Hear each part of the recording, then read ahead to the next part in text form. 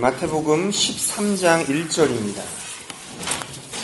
마태복음 13장 1절로 9절 말씀, 또한 18절로 23절입니다.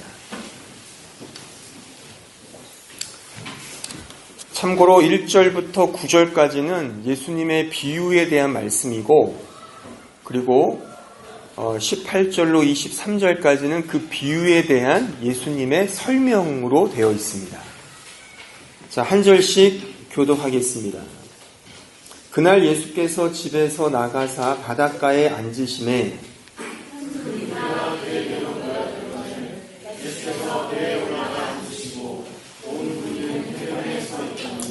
예수께서 비유로 여러 가지를 그들에게 말씀하여 이르시되 씨를 뿌리는 자가 뿌리러 나가서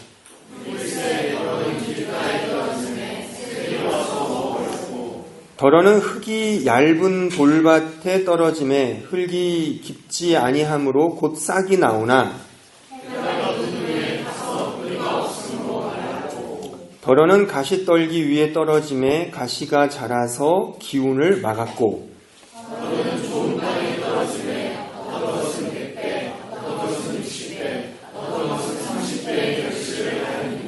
귀 있는 자는 들으라 하시니라. 18절 읽으십시오. 아무나 천국 말씀을 듣고 깨닫지 못할 때는 악한 자가 와서 그 마음에 뿌려진 것을 빼앗나니 이는 곧 길가에 뿌려진 자요.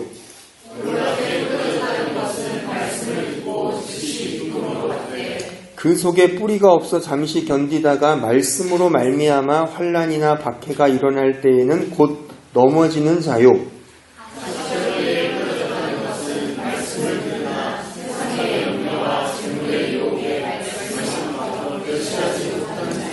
같이 봅니다. 좋은 땅에 뿌려졌다는 것은 말씀을 듣고 깨닫는 자니 결실하여 어떤 것은 100배, 어떤 것은 60배, 어떤 것은 30배가 되느니라 하시더라.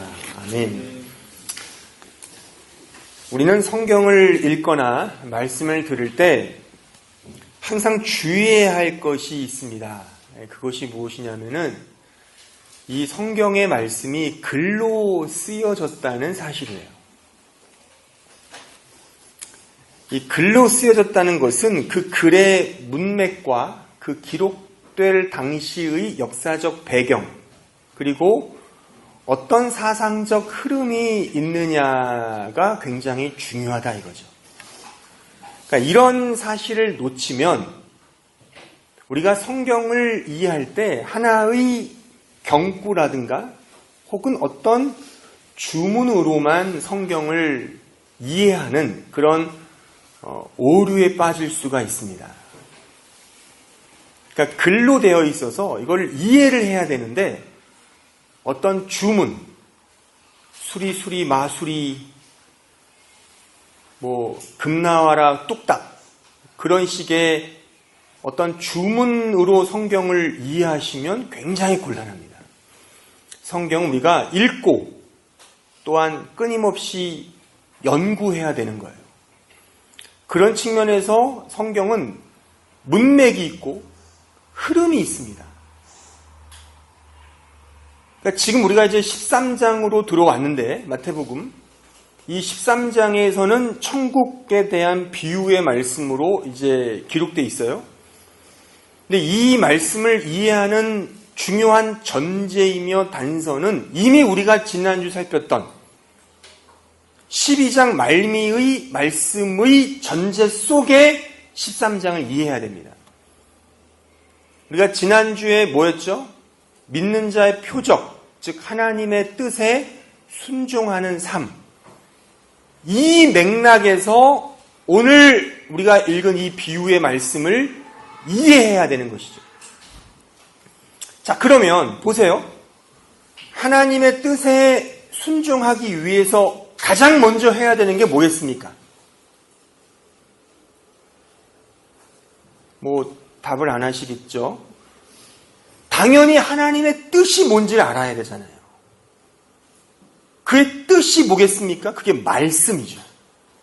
그래서 오늘 이 비유의 씨앗이 곧 하나님의 뜻인 말씀으로 비유되어 있고, 동시에 그 말씀의 씨앗이 심겨지는 그 밭 땅을 이제 각자 신자의 마음으로 비유하여 이렇게 설명되고 있는 비유의 말씀입니다. 특별히 이건 씨 뿌리는 자의 비유라는 그런 닉네임이 달린 이야기인데, 사실 씨 뿌리는 자에게 어떤 초점이 맞춰져 있기보다는 뿌려진 씨앗, 그 씨앗이 어떤 땅을 만났을 때 어떤 결과가 이루어지냐에 관련된 말씀이에요. 그래서 그 씨는 똑같아요. 근데 어떤 땅에 심겨지느냐에 따라서 그 씨앗의 운명이 바뀝니다. 이거를 지난주의 말씀과 연결해서 설명을 드리면, 결국에 하나님의 뜻에 순종하는 신자의 마음은 과연 어떠해야 하는가? 다시 설명합니다. 하나님의 뜻에 순종하는 신자의 마음은 과연 어떤 마음이 되어야 하는지를 오늘 이 비유의 말씀을 통하여 우리가 이해해야 되는 겁니다. 그래서 오늘 본문에 보면 4가지의 마음의 상태, 그 땅의 상태가 진술되어 있어요. 그래서 처음 3가지는 좋지 못한 땅이겠죠. 그러니까 하나님의 뜻에 순종하지 못하는 마음의 상태를 대변하고 있고, 마지막 소위 옥토, 좋은 땅이 이제 하나님의 뜻에 잘 순종하는 마음의 밭으로 이렇게 비유되고 있다는 사실입니다. 이런 의미에서 오늘 4가지의 이 마음의 상태, 이 땅의 의미들을 좀 생각해 보면서 과연 나는 어떤 마음의 상태인가를 한번 스스로가 좀 대입해서 점검해 보는 시간을 가지면 좋겠다 싶습니다. 자, 먼저 우리 첫 번째 그 밭이 나오죠. 4절에 나오는데 이 씨앗이 이제 길가에 뿌려졌다 그래요. 길가. 4절에 길가가 나오는데, 이 길가는 말 그대로 그냥 길입니다. 그러니까는 우리도 이렇게 농사를 지어 보신 분들은 아시겠지만, 그 씨앗을 심기우는 이렇게 흙이 있고, 그 농부가 그 씨앗을 심는 그 사이사이에 지나다니는 길이 있지 않습니까? 그게 길가라 그러는 거죠. 거기는 농부들이 워낙에 많이 왔다 갔다 해서 그 땅이 평평하고 단단하고 굳은 그런 땅을 말하는 거예요. 근데 뭐 실수인지는 모르고 덤인지는 모르지만 어쨌거나 농부가 씨앗을 뿌리다가 그 씨앗이 그 길가에 떨어지는 경우도 있는 거죠. 그럼 어떻게 됩니까? 그 씨앗은 무용지물인 거죠. 왜요? 그 땅이 단단하기 때문에. 굳어있기 때문에. 그래서 이 오늘 비유의 말씀은 뭐예요?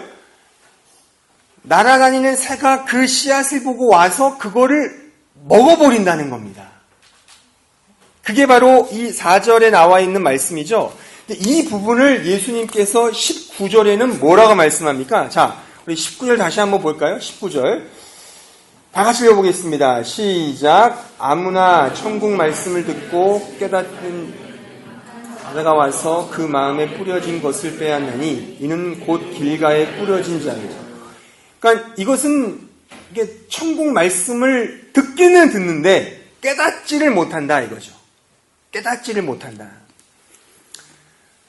저는 그래서 이 첫 번째 길가의 이 마음의 상태를 저는 이렇게 진단하고 싶습니다. 즉 영적 무감각의 상태다. 이렇게 좀 의미를 부여하고 싶어요. 그러니까 완전히 마음이 굳어진 거죠. 그래서 말씀을 들어도 반응이 없는 거죠. 그 어떠한 영적인 변화가 없는 상태가 바로 이 길가의 상태인 것이죠. 여러분들 오해하시면 안 되는 것이 지금 이 4가지의 마음의 상태는 다 신자를 의미한다고 일단은 우리가 이해를 해야 돼요. 불신자들에 대하여 여기에 적용점이 없고 우리같이 예수를 소위 믿는 사람들을 상정하기 때문에 여러분들의 마음의 상태를 곱씹어 보셔야 됩니다.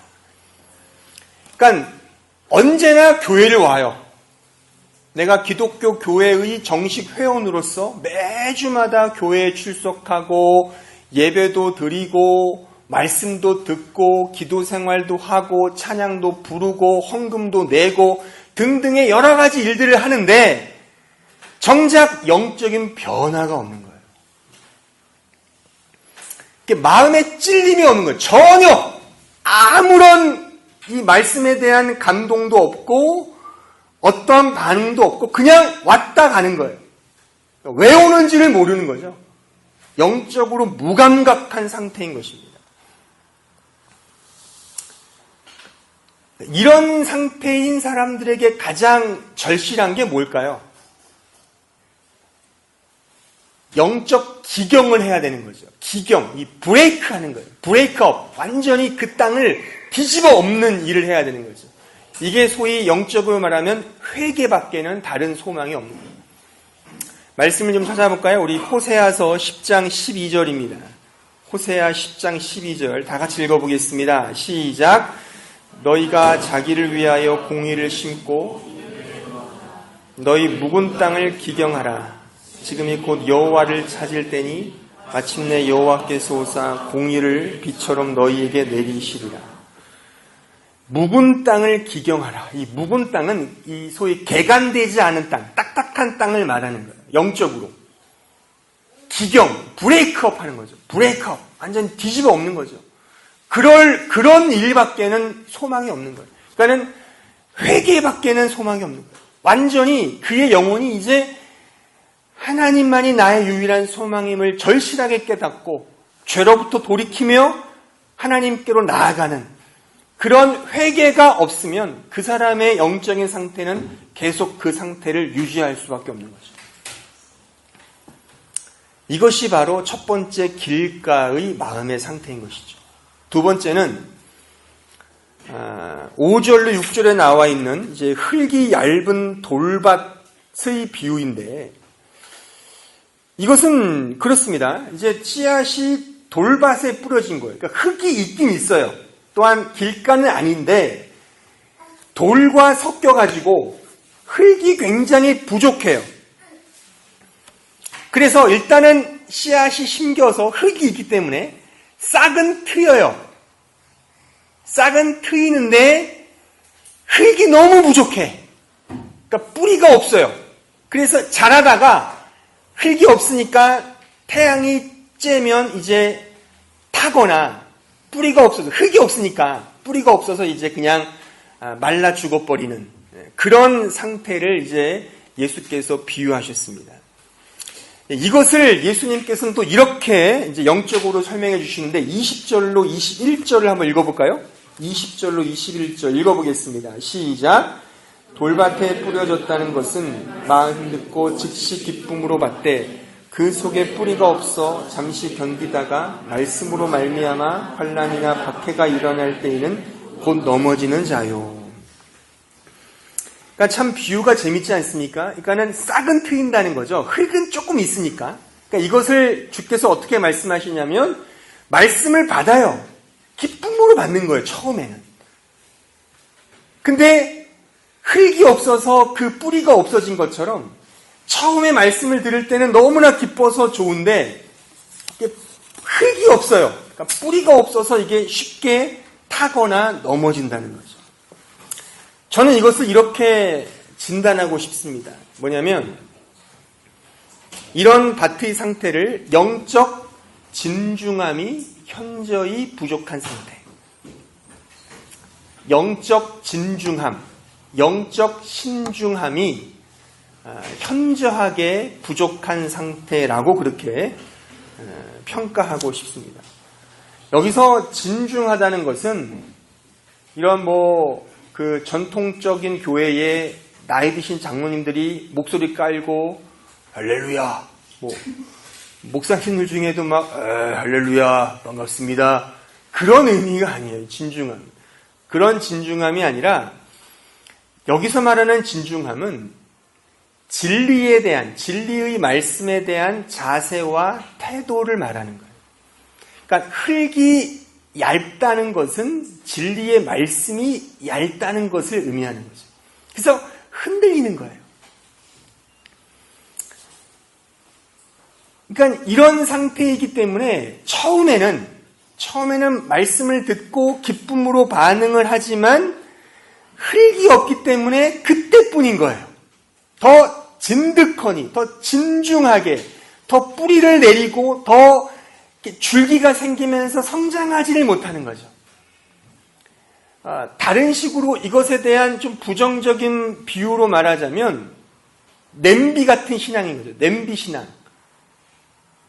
냄비 아시죠? 한국형 냄비. 막 라면 끓일 때 금세 뜨거워지잖아요. 그냥 급속도로 식죠. 그런 신앙인 거죠.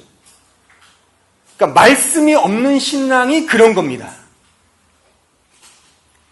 특히 우리 한국 신자들 중에 이런 종류의 신자들이 상당히 많죠. 이런 유형의 신자들이. 굉장히 막 미칠 것 같이 기뻐해요. 막 눈물 콧물 흘리면서 기도하는데 딱 거기까지죠. 중등부 수준. 중학생들 미안해요, 여기 두 친구. 너희들을 지칭하는 게 영적으로 중학생. 실제로 제가 중등부 지도를 예전에 해봤는데 수련회 가서 불 꺼놓고 막 기도하잖아요. 막 기도해요. 돌아서면 이제 끝인 거예요. 그때까지예요. 근데 그게 나쁜 건 아니고 좋은 거죠. 좋은 건데 말씀이 없으니까, 말씀에 대한 공급이 없으니까 흙이 없는 거예요. 흙이 없으니까 이게 자라지를 못해요, 신앙이. 그래서 이 신앙생활은 공부하는 겁니다. 요 표현을 여러분들 집 앞에 붙여놓으세요. 냉장고에다. 신앙생활은 공부하는 것이다. 물론 여기서 말하는 공부는 학교에서 우리가 학창시절에 공부하는 그런 종류의 공부와는 좀 다르겠죠. 그러나 성실과 끈기라는 측면에서의 공부의 개념과 같아요. 그러니까 이 신앙생활도요, 끊임없이 말씀을 연구하고 배우고 그 말씀의 공급을 통하여 영적인 흙을 계속 공급받아야 되는 거예요. 그래야지만 이것이 하나하나 올라가야 되는데, 오늘날 우리의 신앙의 자화상을 보면 소위 말씀을 이렇게 집중하거나 말씀에 생활화해야 될 대상은 무슨 신학교에 다니는 사람들만 국한시키고, 어떤 신학교를 졸업해서 목회의 일을 하는 사람들만 말씀을 막 냈다 봐야 되고, 나머지는 그냥 거의 그런 스타일로 신앙생활을 하지 않는, 잘못된 겁니다. 여러분들, 우리의 믿음의 선조들이었던 종교개혁자들이요, 당시에 교회가 교회의 권위라고 하는 그 억압 속에 말씀을 꽁꽁 묶어놨거든요.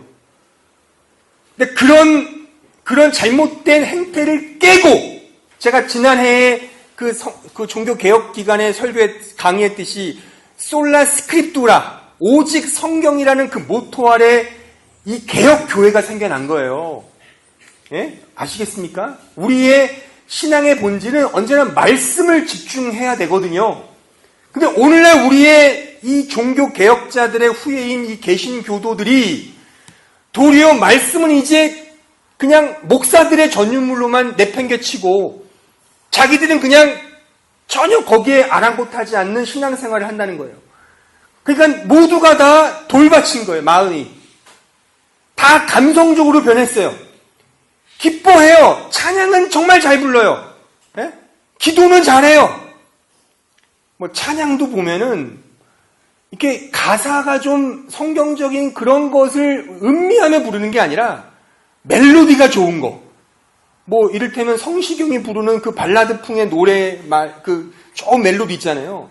그런 거에 가사를 붙여서 막 그러면 감성적 눈물 흘리고 찬양 부르는.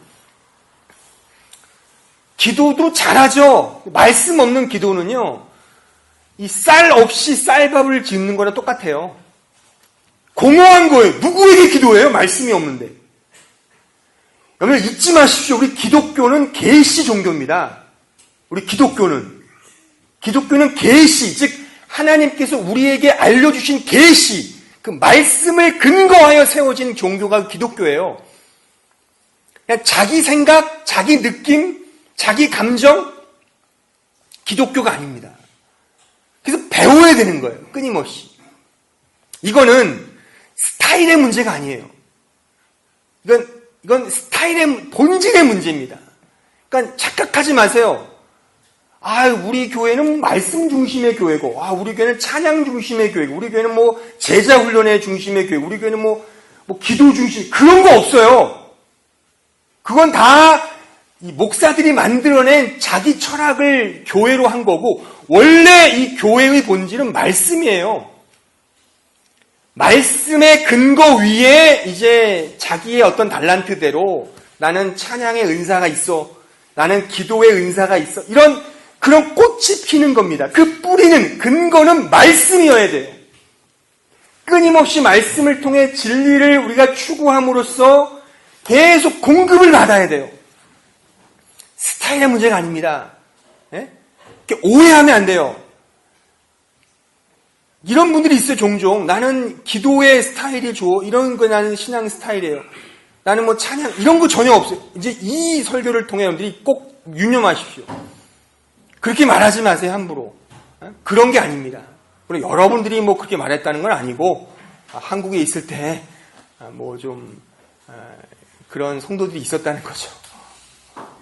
여튼, 우리가 이 스타일의 문제가 아니라 언제나 이 근거, 이 본질의 문제라고 하는 사실을 기억을 해야 돼요. 근데 오늘 이 부분에서 참 재미난 게 뭐냐면, 우리 21절 다시 한번 읽어볼까요? 21절. 자, 시작. 그 소리께 뿌리가 없어 잠시 견디다가 말씀으로 말미암아 환난이나 박해가 일어날 때에는 곧 넘어지는 자요. 자, 이게 좀 의미심장한 부분인데 보세요. 그러니까 흙이 얇기 때문에, 그러니까 말씀에 대한 이런 근거 위에 신앙생활을 안 하기 때문에 도리어 그 말씀으로 말미암아 넘어진다는 거예요. 이게 재밌죠? 말씀으로 말미암아 환난과 연단이 오면 넘어지는데, 이게 이 말씀의 원문을 보면 말씀으로 말미암아 넘어진다는 거예요.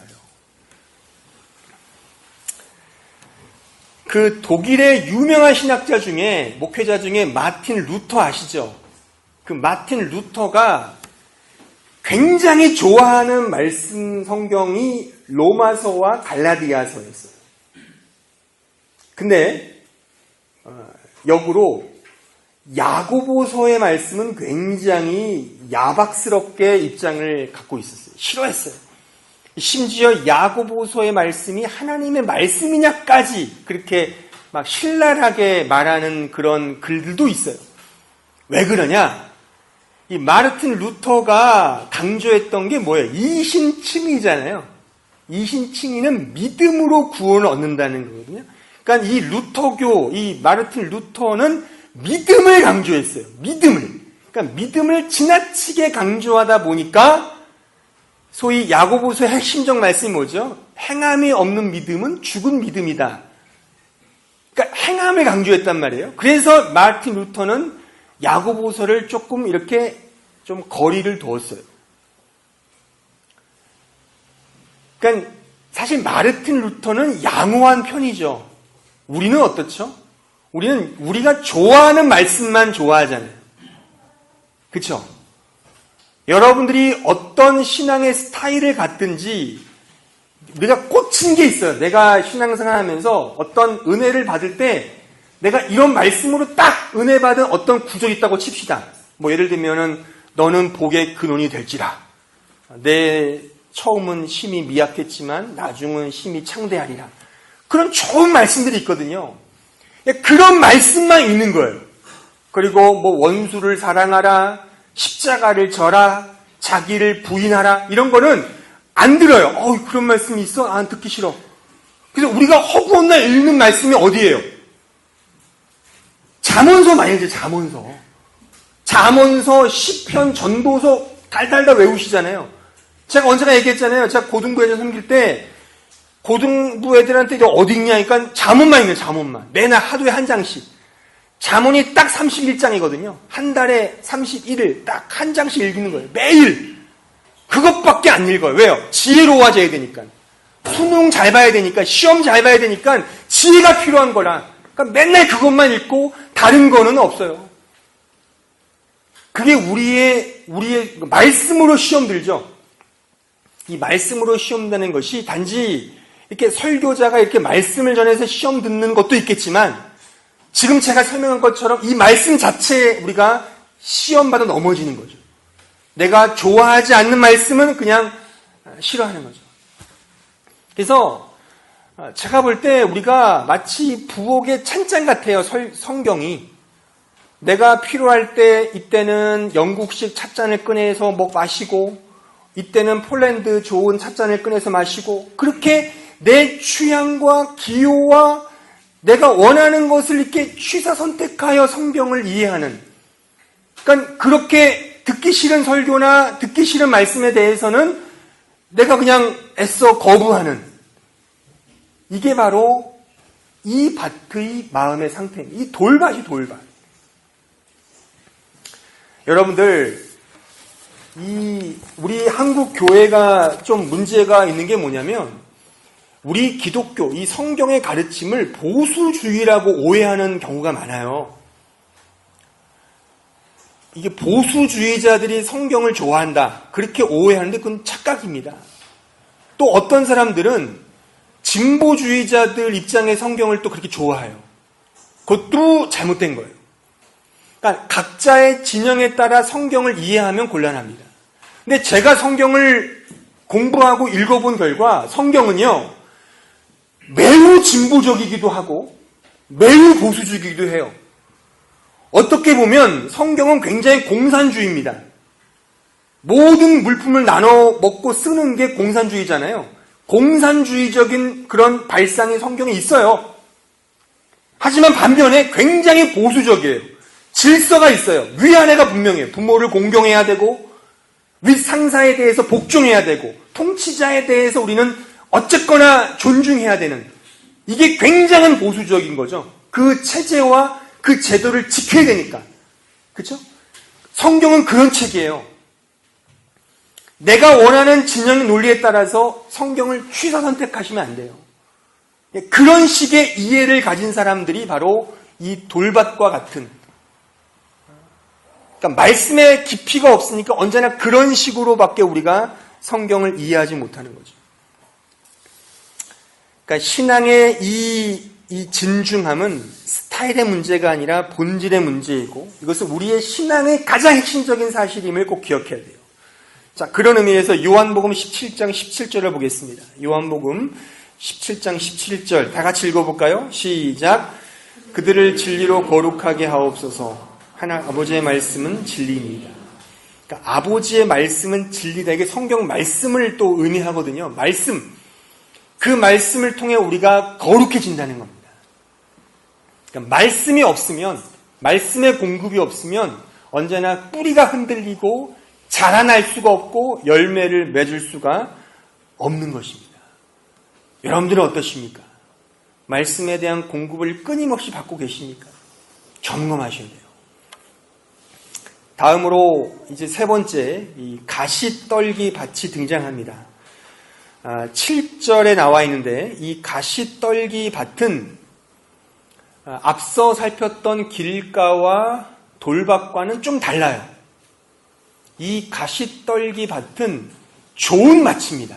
일단은 앞선 길가나 돌밭은, 일단 길가는 밭이라고 말할 수 없고, 돌밭도 흙이 없는 밭이기 때문에 밭이라고 말할 수 없는 그런 비정상적인 그런 땅이라면, 이 가시떨기 밭은 일단은 밭이에요. 그래서 씨앗이 심겨지면 싹을 틔우고 줄기가 나고 뭔가가 맺힐 수 있는 정상적인 밭이 이 가시밭입니다. 가시떨기밭이죠. 근데 문제는 뭐예요? 여기에 다른 식물이 심겨졌다는 거죠. 그게 뭐예요? 그게 가시죠. 그러니까 잡초와 같은 거죠. 가시 같은 그런 것이 심겨졌다는데 이제 문제가 있는 거죠. 이 부분에 대하여 이제 예수님께서는 이렇게 22절을 보시면 이렇게 이 의미를 설명하십니다. 다 같이 22절을 볼까요? 시작. 가시떨기에 뿌려졌다는 것은 말씀을 들으나 세상의 염려와 재물의 유혹에 말씀이 막혀 결실하지 못하는 자요.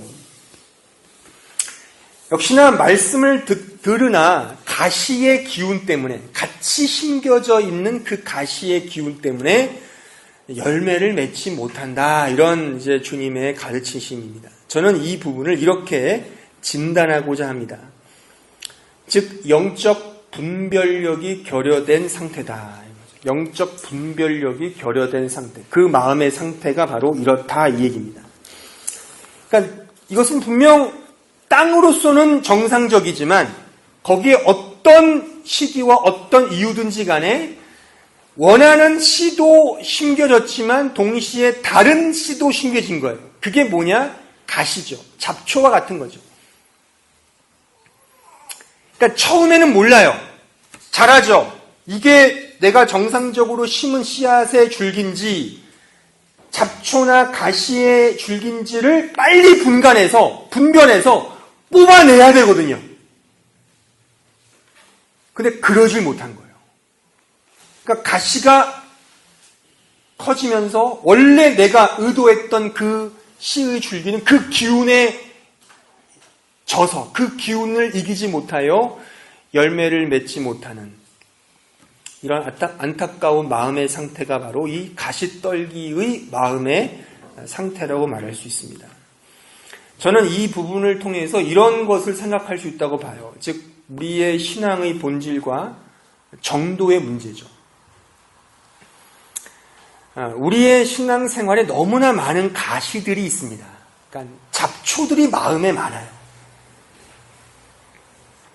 그러니까 분별을 해서 내 마음 밭을 깨끗하게 기경하거나 뽑아서 복음의 말씀, 천국의 말씀, 그 하나님의 말씀이 잘 심겨져서 그것이 열매를 맺게 해야 하는데 너무나 많은 잡초와 가시들이 우리의 마음속을 번잡스럽게 해요.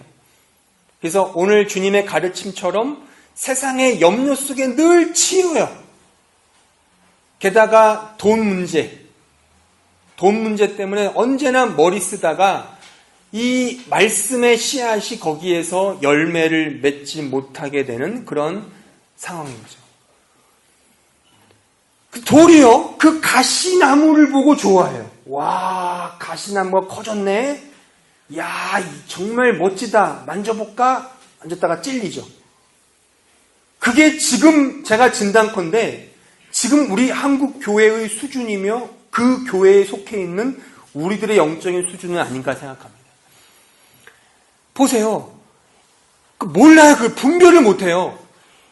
지금 한국 교회와 여러분들이 소위 말해서 열매로 생각하는 게 뭡니까? 다 부자가 되고자 하는 거잖아요. 교회가 소위 말해 리바이벌, 부흥이라는 것의 척도가 뭐예요? 얼마나 사람이 많이 모이고 얼마나 돈이 많이 거치느냐에 따라 그 교회가 큰 교회냐, 부흥된 교회냐, 유명한 목사냐라고 평가하지 않습니까? 저는 냉정히 보건대 이 자체가 이미 뭐예요? 가시에 속고 있는 거예요. 세상적인 부와 세상적인 척도에 따라 부흥이라는 것을 배치시킨 거죠. 우리 개인은 안 그렇습니까? 우리 개인도 마찬가지잖아요. 예수를 믿어서 내가 뭔가 성공하고 예수를 믿어서 내가 뭔가 잘 되고 그렇게 다 생각하잖아요. 우리 모두는. 그러니까 이게 다 가시예요. 우리 마음속에. 세상의 염려 속에 이 돈의 문제 때문에 다 우리는 거기에 복음을 이렇게 같이 믹서를 시키죠. 믹서 정도면 좋죠. 믹서 정도도 안 되죠. 아예 그냥 이 복음의 씨앗은 기운을 못 써요. 이 가시 때문에. 그게 지금 우리의 현실 아닙니까? 제가 사실 이렇게 이민 목회를 하면서 제가 이민 목회 지금 2년째지 않습니까? 3년 들어왔는데 이렇게 유학생들 보면서 참 너무 안타깝기도 하고, 우리 이민 생활하시는 분들 보면서 참 외롭잖아요, 우리 모두가. 그러니까는 주일날 왔을 때 좀 격려하고, 좀 위로하고, 막 이렇게, 이러면 너무 좋은데, 말씀의 본문이 본문이기도 하고, 또 자꾸만 이렇게 어려운 것, 자꾸만 이렇게 가슴을 후벼 파는 이런, 그렇다고 제가 윽박지르거나 협박하는 건 아니지만, 늘 이렇게 어려운 주제 가지고 늘 이렇게 설교 가르치는 것에 대해 저도 참 별로 그렇습니다. 근데 제가 이렇게 설교하고 가르칠 수밖에 없는 당위가 뭐냐면, 그러니까 청년들 잘 들으세요. 여러분들은 지금 가진 게 없으니까 지금 가시가 별로 커 보이지가 않죠. 그렇죠? 하지만 여러분들 여기서 졸업하든지 이렇게 유학 잘 마치고 귀국하시면 소위 유학파라는 닉네임 붙잖아요. 그럼 나름대로 좋은 회사에 취직도 할 수 있고, 또 좋은 배우자 만나 결혼할 수도 있고, 애도 낳고, 좋은 아파트 사서 잘 살고, 교회도 잘 섬기고, 그렇게 되죠. 동일한 기성세대와 같이 자라간다는 거예요. 그러면 우리는 쏘가요. 정말 신앙생활이 뭔지, 이렇게 잘 풀리는 게 신앙생활 잘하는 게 아닙니다. 분별하셔야 돼요. 내가 과연 내 마음속에 어떤 가시가 있는지를 잘 분별해서 뽑아내야 돼요. 과연 내 야망을 위해 공부하고 있는가? 내가 정말 잘 먹고 잘 살기 위해 내가 이렇게 살고 있는가? 이게 한순간 차이거든요. 지원들 한국 교회의 문제들 요즘 많이 일어나잖아요. 또 그잖아요. 한번 보세요. 거기서 문제 일으키는 교회의 목사들이나 그 장로들이나 성도들이 변명하는 게 뭡니까? 다 하나님의 뜻이라는 거예요. 자기 아들, 자기 사위한테 교회 물려주면서 하나님의 뜻이야, 이게. 다 하나님의 뜻이래요. 죄를 범해도 나중에 가면요, 사람을 죽여도 하나님 뜻이라고 할 겁니다. 실제 그랬죠, 역사적으로. 중세교회의 십자군 전쟁이 그런 거잖아요. 사람을 무참히 죽였어요. 이스라엘인이라고 죽였는데 그 죽이는 명분이 뭐였어요? 신의 이름으로 죽인 거예요. 하나님의 이름으로. 네?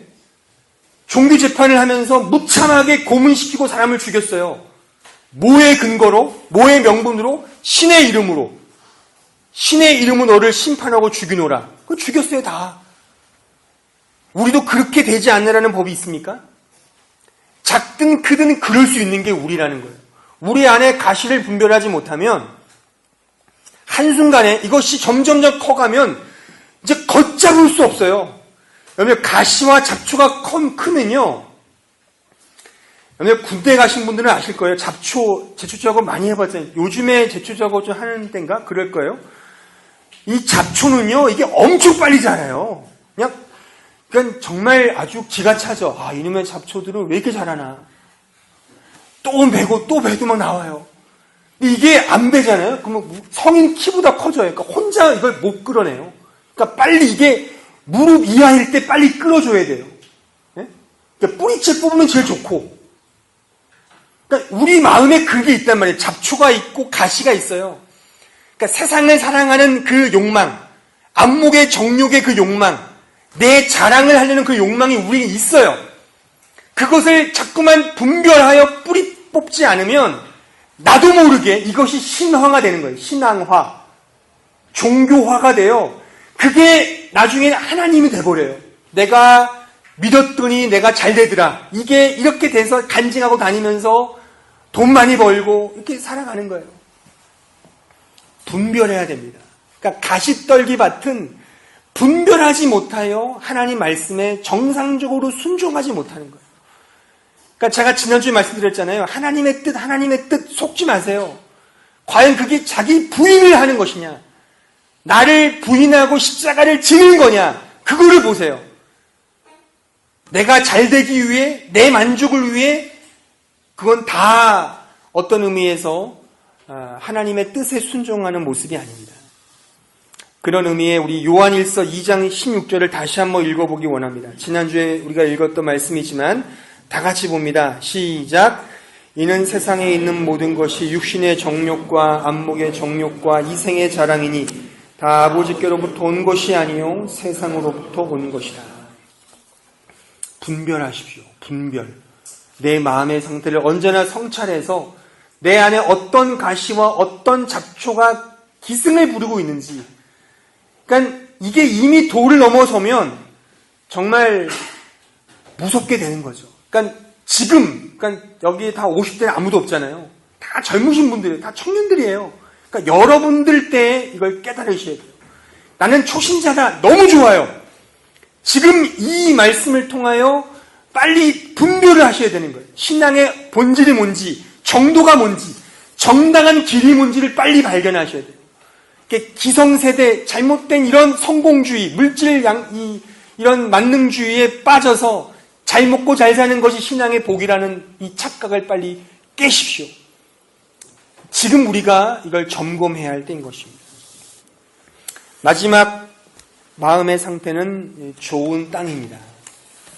이 좋은 땅은 우리가 8절에서 나와 있듯이 정말 말씀을 듣고 깨닫는 것이라고 주님께서 23절에서 우리에게 이제 그 의미를 해석해 주고 있습니다.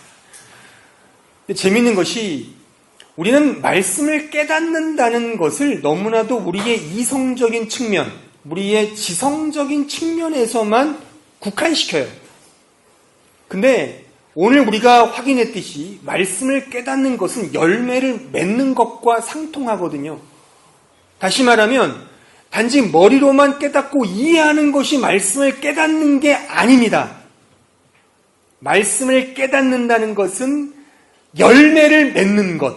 다시 말하면 우리 쉽게 말하면 실천하고 행하는 것까지 포함하여 이 말씀을 깨닫는 것이라고 우리가 생각해야 옳은 거예요. 그러므로 중요한 것은 이제 말씀을 깨닫고 실천하고 순종하는 것, 이것이 곧 열매인 것이죠. 특별히 100배, 60배, 30배 열매를 맺는다는 이 표현은 그 열매의 풍성함과 다양성을 의미합니다. 따라서 다시 말해서 이것은 각자의 소양과 각자의 어떤 상태에 따라 열매를 맺게 된다는 것이에요. 그러니까 내 열매를 맺는 것이지 내가 누구를 모방하는 건 아닙니다. 여러분들 각자에게 주어진 환경과 여건 속에서 그 열매를 맺으셔야 되는 거죠. 이런 측면에서 우리는 누구를 모방하거나 또는 누구에 대해서 우월감 있게 본다든가 열등감 있게 나를 이렇게 축소시키는 그럴 필요가 없는 거죠. 왜요? 각자의 인생이고 각자의 신앙생활이니까. 여러분들에게 주어진 환경과 여건과 정황과 처지가 있잖아요. 그 안에서 여러분들이 그 열매를 맺으시면 되는 거예요. 누구를 볼 거 없어요. 그래서 여러분들에게 주어진 그 환경 속에서 그대로 순종하기 위해 노력하시면 됩니다. 열매를 맺는 거죠. 근데 우리는 자꾸만 이렇게 생각하잖아요. 야, 내가 정말 이건희의 아들로 태어났으면 내가 진짜 잘 섬기고 내가 진짜 이 한마음교회 이 독일 땅에 아주 크게 하나 내가 져줄 텐데 내가 정말 이건희 아들이 아니어서 못해. 너무 안타까워. 이렇게. 그게 아니란 말이에요. 그러니까 우리 청년들도 그렇잖아요. 내가 나중에 한번 제가 잘 되면 내가 해야지. 그렇게 미루면 안 돼요. 지금 청년의 때에, 지금 이민생 이때 내가 할 수 있는 범위 내에서 내가 열매를 맺기 위해 부단히 노력하고 애쓰는 거예요. 이것이 바로 좋은 땅인 것입니다. 말씀을 이제 마무리 짓겠습니다. 우리 디도서 2장 11절을 한번 읽어볼까요? 디도서 1장 11절로 14절입니다. 다 같이 함께 읽어보겠습니다. 시작. 모든 사람에게 구원을 주시는 하나님의 은혜가 나타나 우리를 양육하시되 경건하지 않은 것과 이 세상의 정욕을 다 버리고 신중함과 의로움과 경건함으로 이 세상에 살고 복스러운 소망과 우리의 크신 하나님 구주 예수 그리스도의 영광이 나타나심을 기다리게 하셨으니 그가 우리를 대신하여 자신을 주심은 모든 불법에서 우리를 속량하시고 우리를 깨끗하게 하사 선한 일을 열심히 하는 자기 백성이 되게 하려 하심이라. 주님의 뜻에 따르는 것은 내가 원하고 하고 싶어 하는 것을 줄이고 손해를 감수하고 그 말씀에 순종하는 것을 의미합니다. 그러니까 타인을 사랑하는 것도 마찬가지죠. 내가 하고 싶은 거 다 하고 남는 것으로 주는 건 사랑이 아닙니다. 그러니까 우리 기독교가 말하는 자선, 그 체러티라는 자선도 마찬가지예요. 내가 쓰고 먹고 마시고 사고 싶은 거 다 하고 남는 거 그냥 불우한 이웃 돕는다? 이거는요, 엄밀한 의미로 말해서 기독교가 말하는 덕목의 자선이 아닙니다. 기독교가 말하는 자선과 사랑은요, 우리의 어떤 부분이 방해를 받고 손해를 보고 갈등을 일으키게 하는 가운데 일어나야 할 덕목이에요. 갈등을 해야 되는 거예요. 내가 이거를 주면 나는 못 먹는데 라는 그런 갈등. 이것까지 내가 해야 되냐라고 하는 그런 손해. 이게 기독교가 말하는 사랑이고 자선이에요. 그냥 남은 거, 이거 먹어. 이거는 아닙니다. 주님을 따르고 주님을 사랑한다는 것도 마찬가지예요. 내가 갈등하는 거예요. 손해를 보는 거예요. 부담을 갖는 거예요. 그런 의미에서 지난주 제가 설교했던 것처럼 자기 부인인 거예요. 십자가를 지는 거예요. 그러니까 주님을 따르는 것에 있어서 세상적 기쁨과 세상적 즐거움은 없습니다. 왜냐하면 이 길은, 이 세상적 기쁨과 즐거움, 이 십자가를 따라가는 이 길은 더 많은 수고와 더 많은 짐을 지는 것이기 때문에 그렇습니다. 반면에 도리어 세상에 줄 수 없는 영적인 기쁨, 영적인 즐거움이 있습니다. 왜냐하면 주님과 동행하는 길이기 때문입니다. 그러므로 좋은 땅에서 30배, 60배, 100배 열매를 맺는다는 것은 말하자면 이런 차원에서의 열매예요. 세상적인 열매가 아닙니다. 영적인 차원의 열매이고 영적인 차원에서의 인격적 성숙의 열매이며 더 영적으로 자라가는 의미에서 열매이고 더 내가 순종하고자 열망하는 차원에서의 열매이고 내가 더 많이 회개해야 한다는 측면에서의 열매이고 내가 더 주님을 따라가는 데 있어서의 열매이고 내가 손해를 보는 데 있어서 기뻐하는 차원에서의 열매, 그런 열매를 맺으십시오. 그런 마음의 밭이 되시기를 바랍니다.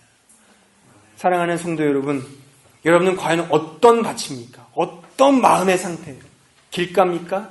돌밭입니까? 가시밭입니까? 결코 열매를 맺을 수 없어요.